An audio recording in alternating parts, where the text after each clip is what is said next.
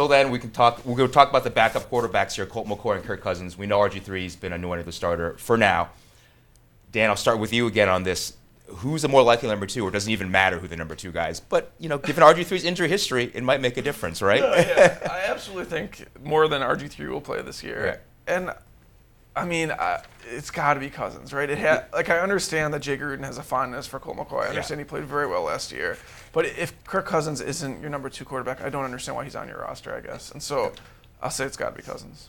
Neil, for you, does it matter who the number two guy is, or do you have a preference one way or the other? It doesn't matter. we're really dealing with two pretty mediocre quarterbacks. Both have interception issues. Both have not been able to seize the opportunity when they were given. I think you have Kirk Cousins on the roster because you can't trade him for anything, right?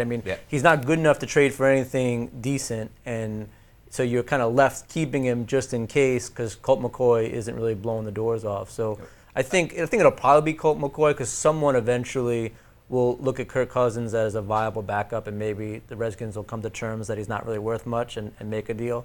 But, who knows?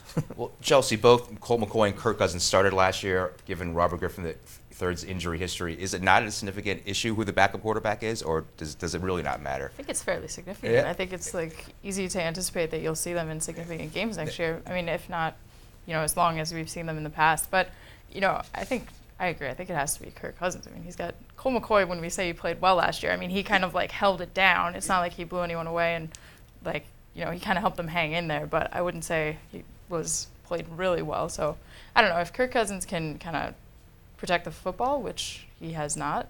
He's got the arm, right? So he's kind of there and he's got all the potential. But I don't know. I think he's got a lot more upside than Colt McCoy. Whether he can. So this is about Colt McCoy. He was the only one that wasn't benched last year, right? He was obviously gets his down because of the injury, but he was the only one that wasn't benched on performance. What's the fair over/under for how many games Robert Griffin III starts due to injury, not benched? Is he going to be healthy this year? What do you?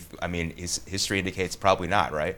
I'm going to say RG3 starts 14 games this year. 14 games, and those 2 games he misses are because of injury or because of inefficiency? Because of injury. I do think that this is. I understand that Jay Gruden has his job to protect at this point, but I think.